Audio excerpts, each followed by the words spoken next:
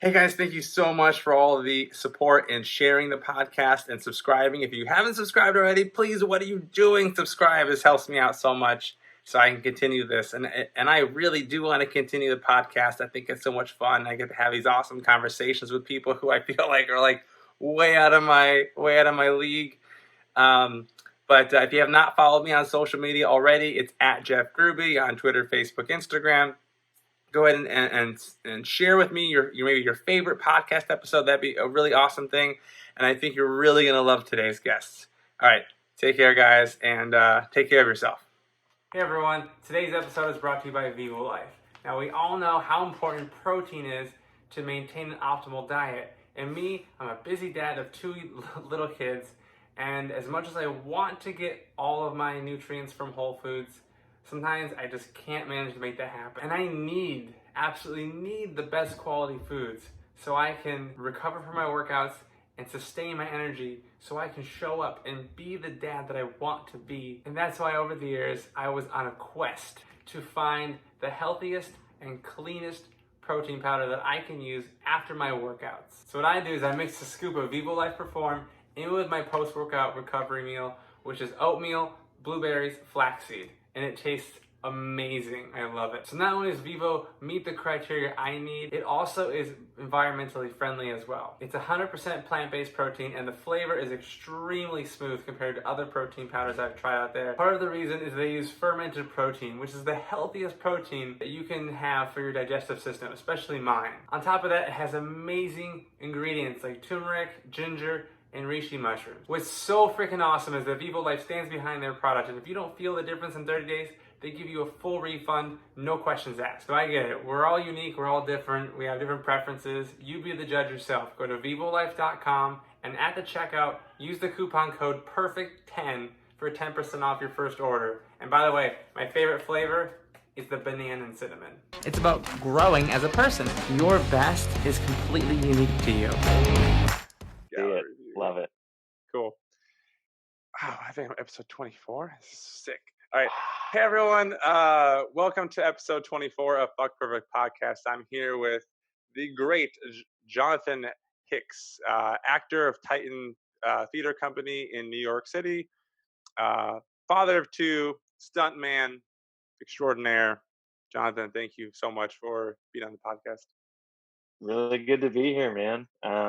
You're killing it, and I'm just happy to be a part. Thanks. And I feel like I'm making traction with some interesting guests, and then I'm also trying to pepper it with people who I want to kind of prop up, but also I just love the conversations. The Yeah, conversations are just great. They feel so different compared to just like conversation at dinner. It's maybe 100%. more focused or so. I don't know. Yeah, I think there's that. Yeah, that makes sense. So Yeah, give go on. people the cherry picked bio of Jonathan Hicks. Maybe start when you're 5 years old, or maybe start 5 minutes ago. 5 minutes ago, when I was 5 years old, I I've always been into the theater. I've always been into acting. I've always been into being silly. Grew up on Saturday Night Live, Robin Williams, and Monty Python. With a little bit of James Bond sprinkled in. Um, I I went to school for acting, as you know, at the University of Arizona.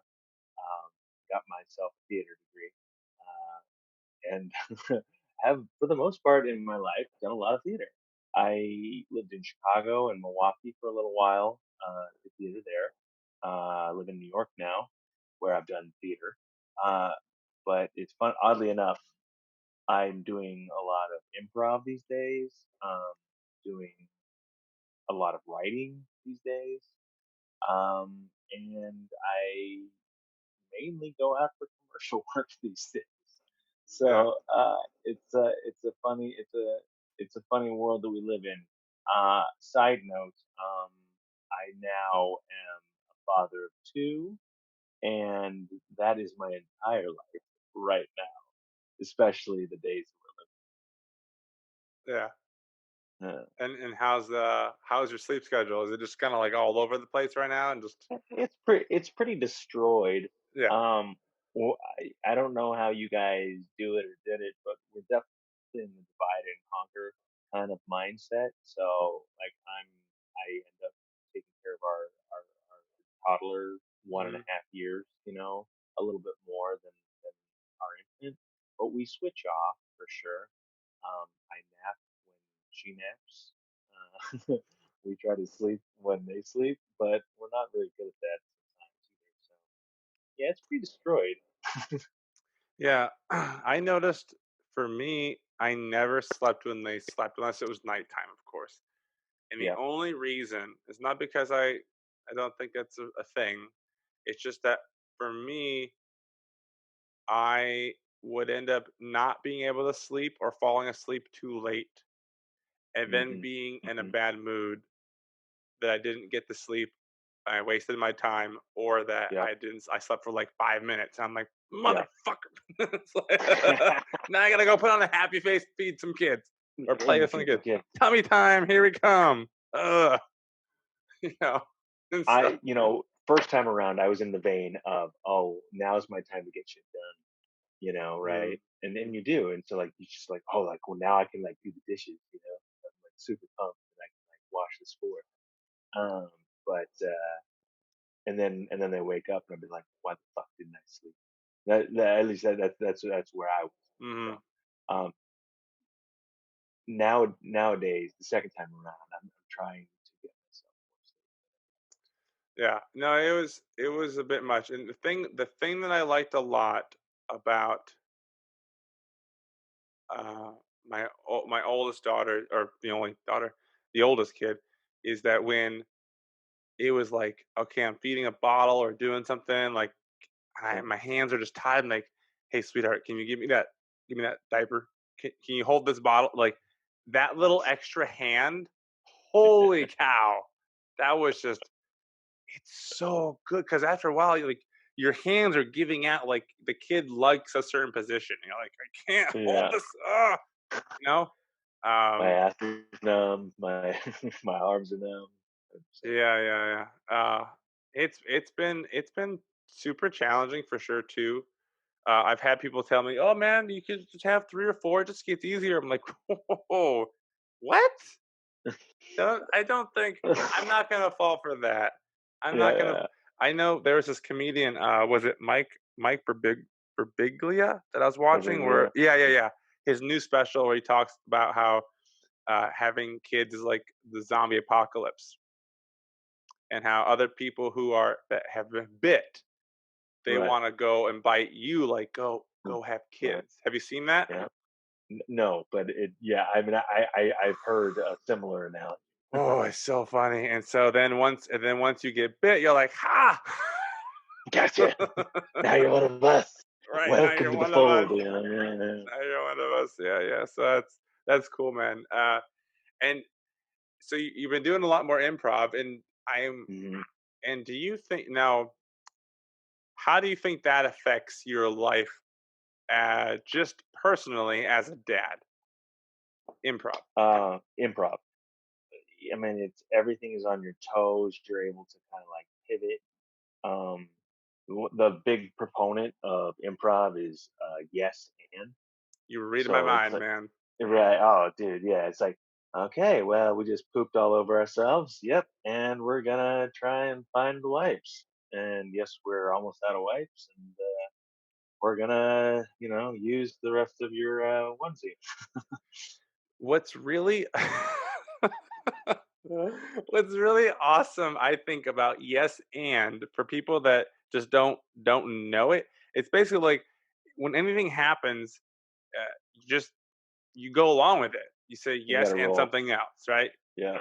Almost feel like it's it's like a modern day Zen. Hmm. Just like, oh, when you say Except, no, you're basically creating this conflict, this friction, right? You're just like yeah, your the two energies are clashing. You say yes and you roll with momentum.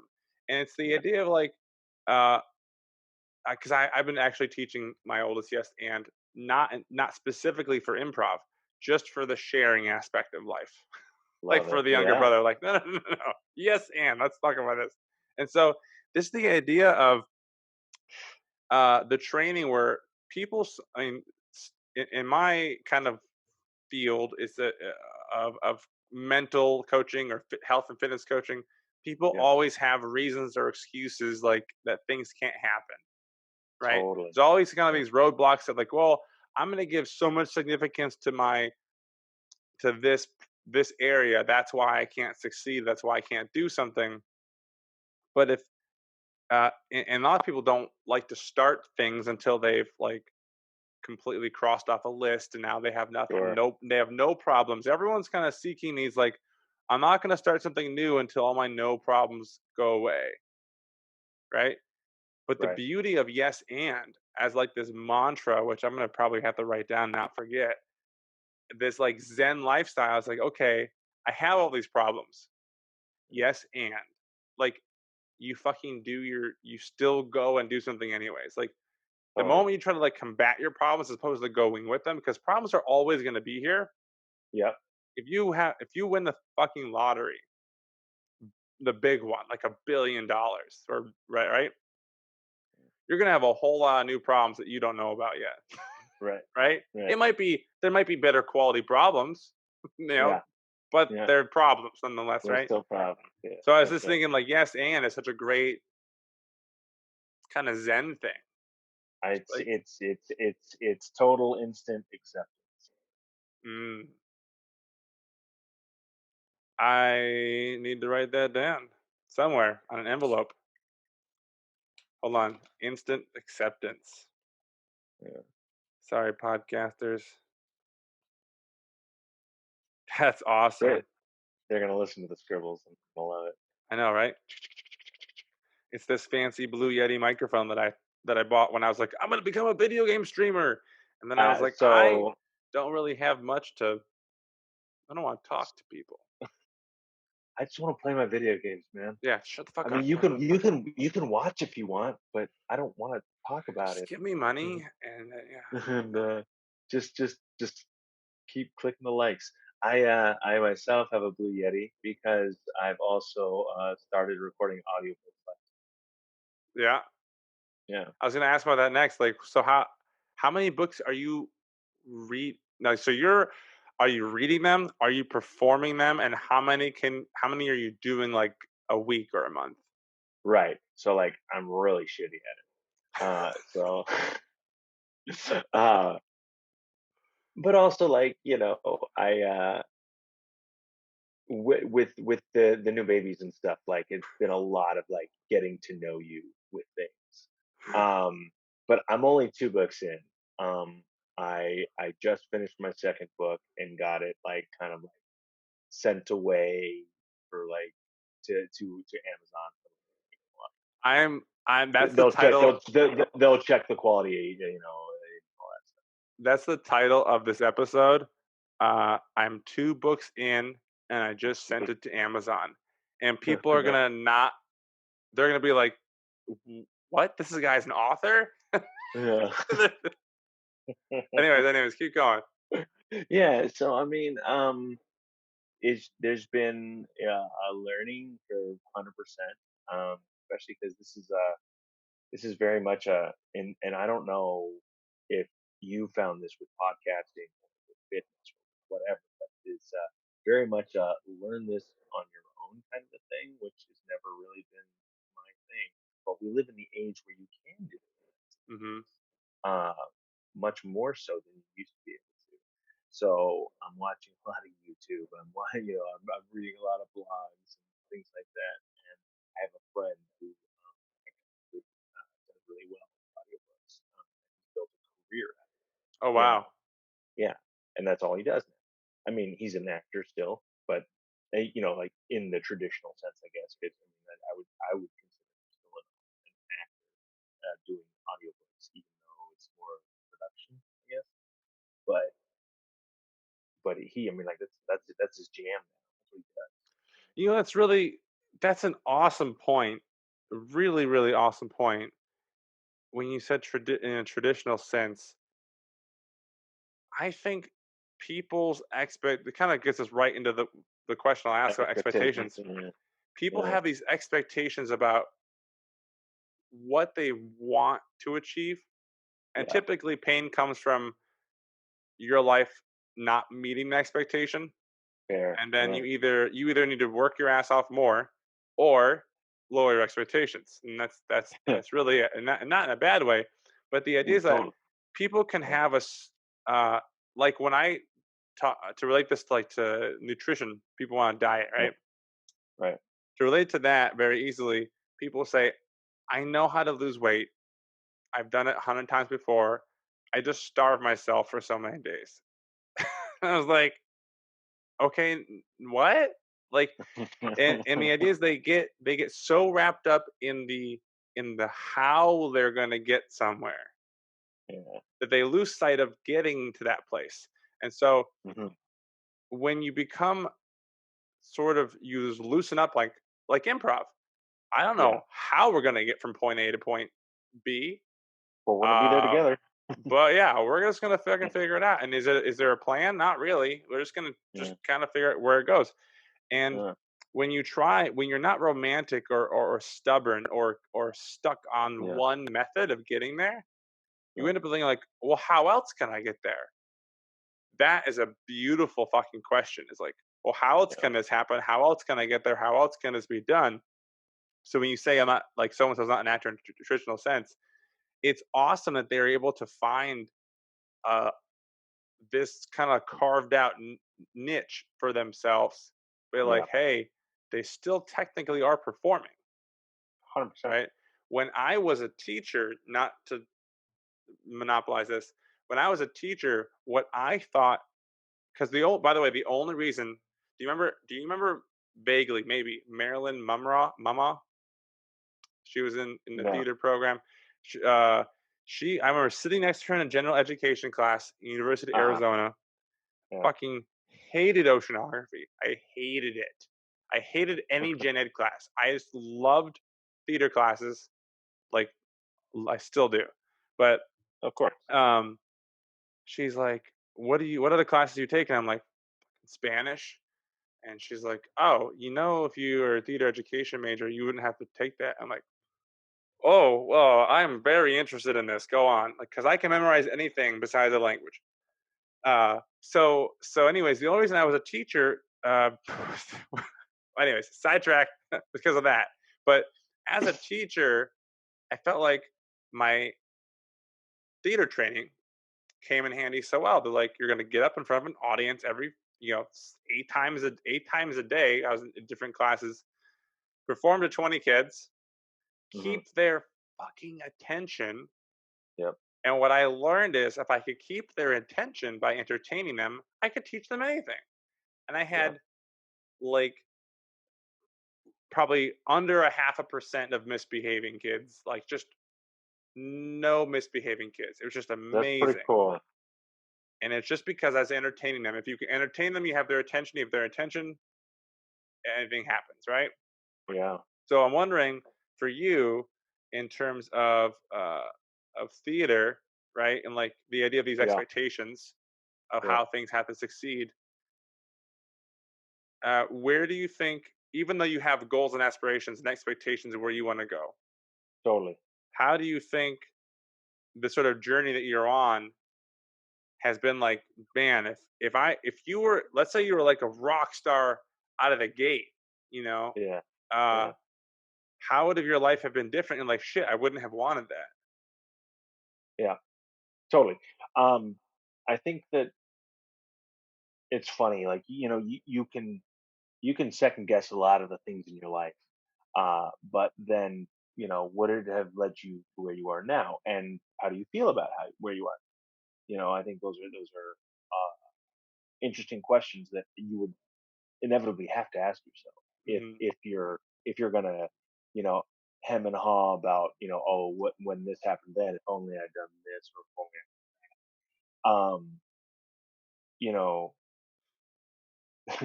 I think anybody who's ever gotten a theater degree can go back and ask themselves, did I really need that theater degree? Did I really need it? You know?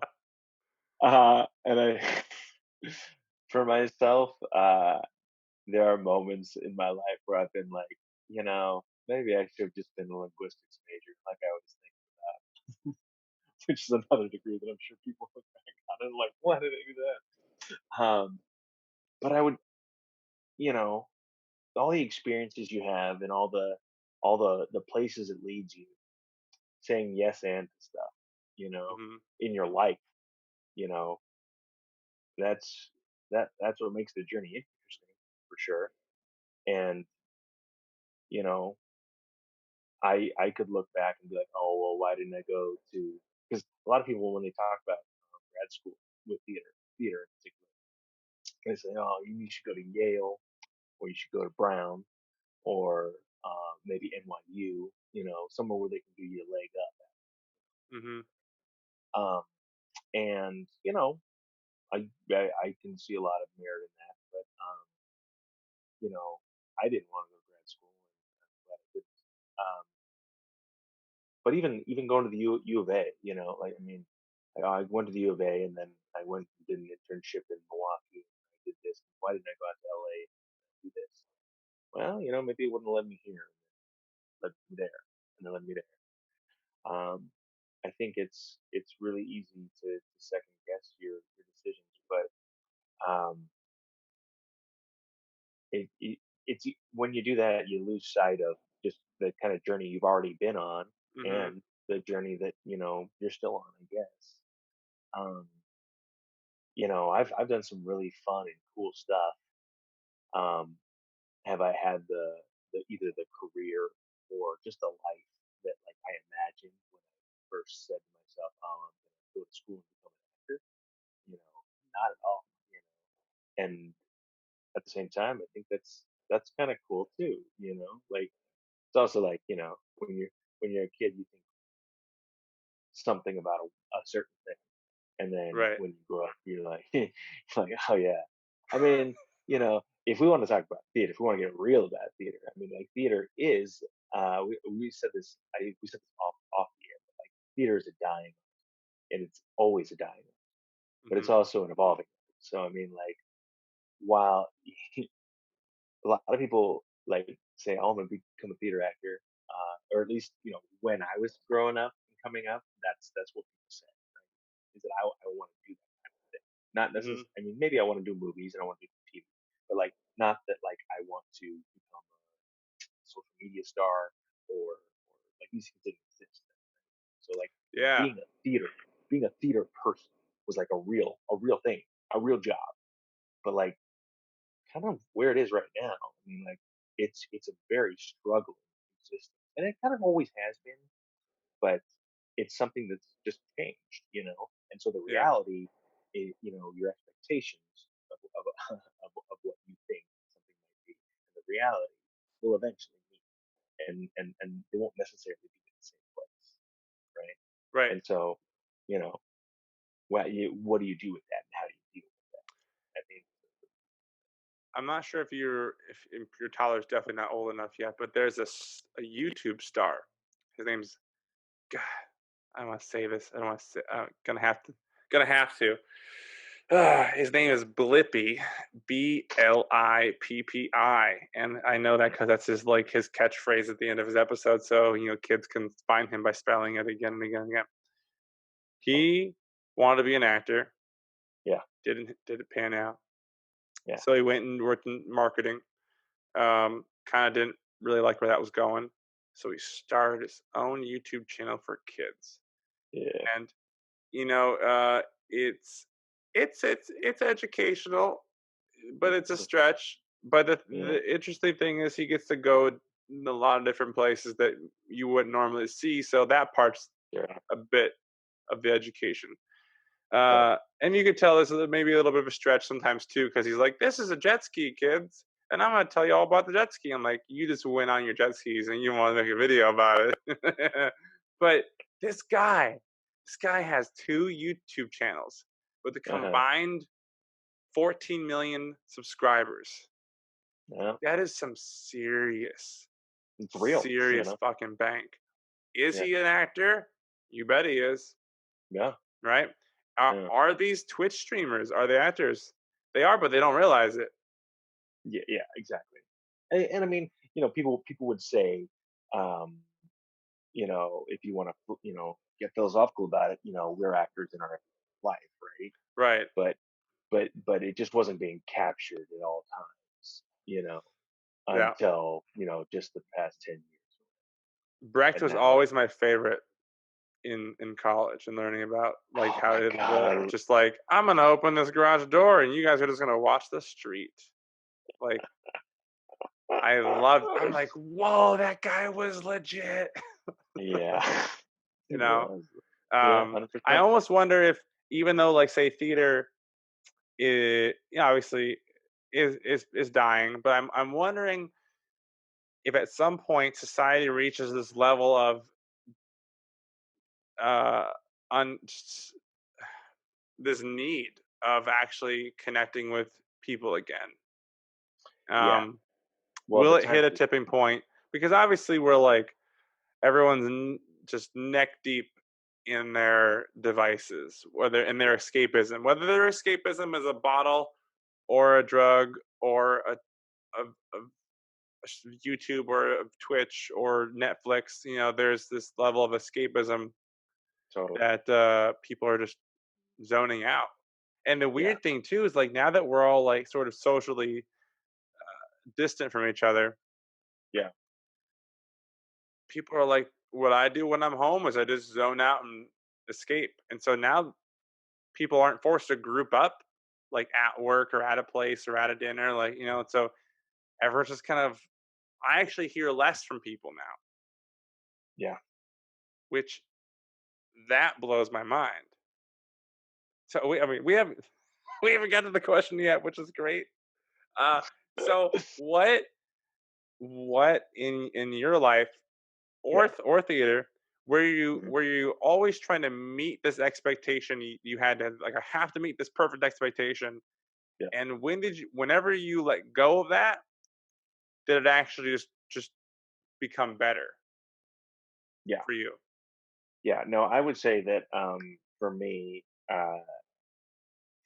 it's a constant struggle, um, in various different ways, right? Like I think I can be a perfectionist, and I hold myself to what a high standard for certain things. If we want to get father or daddy on this, I live and I die by how well my children sleep, which How is what? how well they sleep, Okay. which is just stupid, but I do. Hmm. My daughter, she's the older one. She's like 20 months. She only took like half an hour nap, and like I was hoping for 2 hours, right? You know Hmm. what I mean? And like just wrecked my day. Oh yeah. and but if she hits that 2 to 3 hour nap, I'm like golden.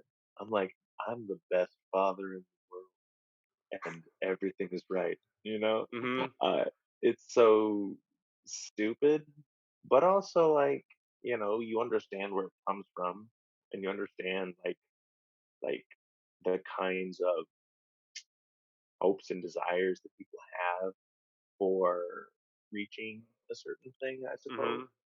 Hmm. Um, in my professional life, I've always had it. I want to always be professional. I want to always be sunshiny, like good mood, and never that guy who's gonna just lose his cool or whatever. Um, unless more didn't see. Um, I always want to be good, and what is that good? I think that's where it gets funny with art, right? It's so subjective that Uh-huh. at the same time, like there's this idea that you have for yourself, like what is good, like have or what or where do I want to be to feel good about what I do. Um, and I think what's both in good and bad in my life is that I am such a fly by the seat of my pants kind of guy that I'm able to like shift and change. I don't have a specific. I've never known what that specific view was, like what I Uh-huh. wanted. I didn't ever never had those great goals. Like, I mean, I knew that I wanted to do stuff and be good at stuff and to make money, right? But like, but like, what did I want? So I think that's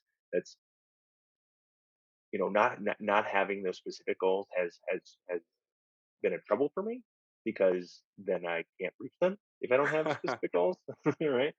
Most But people also don't. most people, yeah, right, and you just get this general idea, right? Um, but then also you're able to kind of I've been able to kind of shift my view on what do I find important in my art Mhm. or in myself or my daily life, you know. And I think that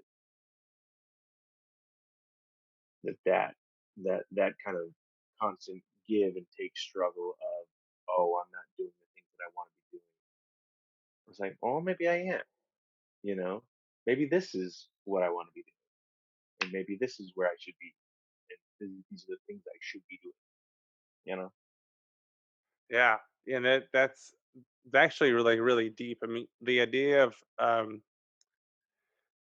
just having this acceptance. It's all I imagine it as you're talking kind of like a flow, just Yeah, like water going down a stream, like you're hitting the edges of the stream, like, oh, I'm gonna go here, oh, I'm gonna go here, I'm gonna go here. But you're still kind of going in this direction and you're sort of aware what's awareness is huge. If you're aware of like what's kind of flowing right in your life and you're like, oh, I'm getting to a point where I'm not feeling that, I'm gonna go this way now. I'm gonna go this way now. sure. And you're Yeah, kind of in that special zone, that sweet spot, right? Because a lot of people actually venture say outside that. They're like, I'm just gonna keep going this way. It reminds me of I'm a huge fan of The Office. I'm not sure where it's at. With Michael Scott over there. It's like, I'm yeah. gonna follow the Obviously, GPS. You're going in the river. You're going there. No, I'm gonna listen to it. It's like that's what people do with their fucking lives, Jonathan. They're just y- like, I'm going this way. I'm told to go this way. No, totally. Mayday, Well, abort. yeah, yeah. Or they don't, yeah, they don't realize they are at sea, right? They are they're floating, they're bobbing, they're going somewhere, I guess. But like, but it's at times it's aimless, and at times like it has, and then it catches up with you, and like, oh God, I haven't done anything. Mhm. So yeah, I The don't know. interesting thing Yeah, too with say theater versus, or I should not theater, improv versus scripts, right? sure, More or less. Just the idea yeah, of like improv, there's a lot more leeway or an organic kind of development. And scripts, sure, it's like you obviously have exact lines, you have blocking, you have points yeah, that you need to hit. yeah, Um, or else sometimes it can all fall apart and it gets tricky because I remember one time I'm in high school, it was like it was like 12 Angry Men in like 40 minutes. Like someone said a line and someone jumped. I was like, oh my God, it's gonna get interesting. I guess here we are. Yeah, Yeah. Um, so yeah. it's like it's definitely a balance where you have this. I got to hit perfection. I have to be Yeah, good subjectively to myself, totally, totally. to my director, to the audience, to the Yeah, critics, like that kind of deal. But then improv is just like there can even be this perfection-seeking improv, which I think is a for lack of a better word, a cancer of improv sure. is perfection-seeking improvisers, where they Well, we think, didn't play that. We didn't, yeah, yeah, go ahead. yeah. We didn't play that game right. We didn't, like I set you up perfectly. You didn't give me what I want, or Sure. I didn't give you what I should have given. You know, it's all expectation. Back, you were talking about theater and scripts and things like that. But I mean, for and don't get me wrong. I mean, like if I wasn't word perfect, on a script, often very upset about it. It's like, you know, you know. But when you sit back a little bit and think about it, this is something that I learned with Shakespeare, which I thought was really fun because one of the big hang-ups with Shakespeare that everybody thinks to follow all these rules and all this. Oh my God. You set me up perfect for this one. Go. But you know, you learn the rules, so therefore, and this is improv too, man. You learn the rules of improv. You learn the rules of Shakespeare. So if at some point you choose to break them, that's totally cool, Mm-hmm. you know. Or if they get broken, you're gonna be fine, because you understand the structure so well that you can build it back up. You can take it, to another place for a little bit and build it back up there, or bring it on back. And I think that, like, that's the beauty of the live performance, is that Mm-hmm. no one will ever. I mean, you watch Casablanca, and you, the audience member, will, bring whatever you're going to bring there, but you will never get a chance to see that line delivered another way. Here's a you kid, right? It's Yeah. never it's never gonna have a different delivery. And so it'll never make you think of, or it'll never give you a different perspective.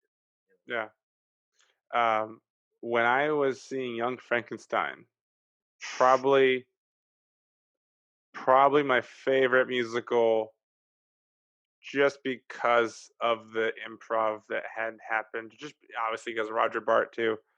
Uh-huh. But the blind, I'm not sure the character's name other than the blind man, but Yeah. he lights his match on Yeah. stage, Uh-huh. and he's supposed to be blind, right? And so it goes out, and there's like a pause. Yeah. And he goes, "My keen sense of smell says that the match has went out," and it's like he lights it again, right? It's like that is awesome. Like that's like this beauty improv. Now, speaking of Shakespeare and perfect and breaking the rules once you know them, please, please, please. I'm hoping this is a yes, and if not, you got to check this out. Do you know Andrew Scott? Do you know who he is? The actor, Sherlock Holmes, Moriarty, Yeah. Modern Love, and some other stuff. Yeah. Have you seen any clips of him playing Hamlet? Uh, so, was he actually playing Hamlet, or was this just an exercise that he was doing? I've Hamlet. seen the to be or Yeah, he not. was. So he That's did what a I've seen. Hamlet in the Uh-huh. UK, some theater, Uh-huh. Uh-huh. and they modernized it to the point where it's like, ah, man, it was, so I'm still watching it because it was on BBC somewhere. BBC played it for a while, and we have it on the DVR recording. And so the this how I explain it. So all right, so they modernized it, but to the point where, like, say Claudius and Gertrude, for everyone not listening, it's Hamlet's uncle and Hamlet's mom.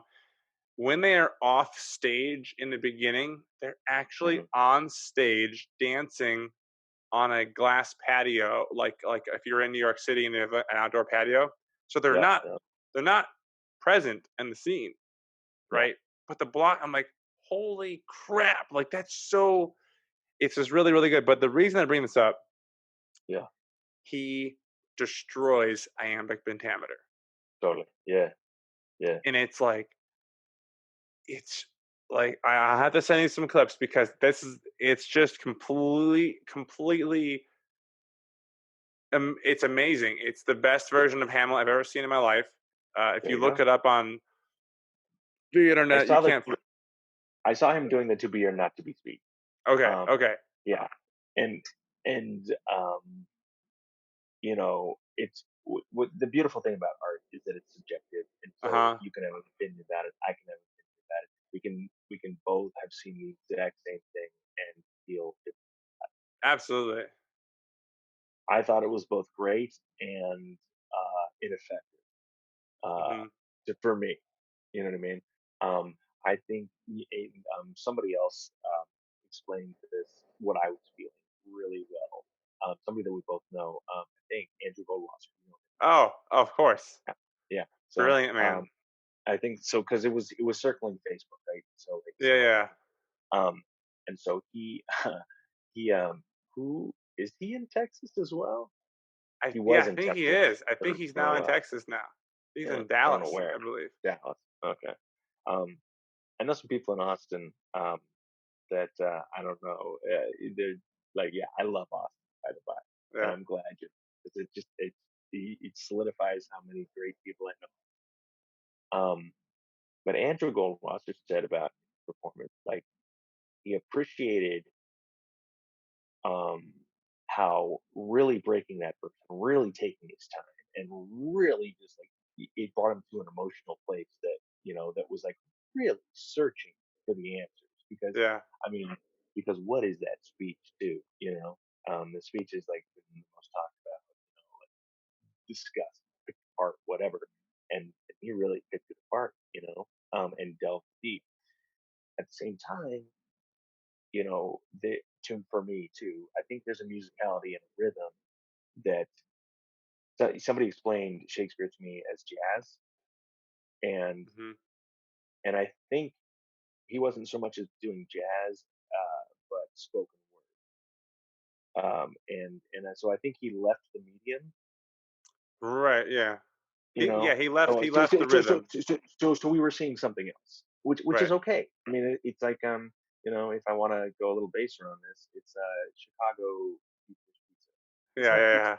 It's delicious, but it's not pizza. Yeah. You Yeah. know. Yeah. Yeah. Yeah. No, I agree. Like he definitely broke the rhythm. And Yeah. how I interpret it is that not only did he break the rhythm, aka the rules of Shakespeare, For I sure. feel like he was fluent, a fluent translator. So Yeah.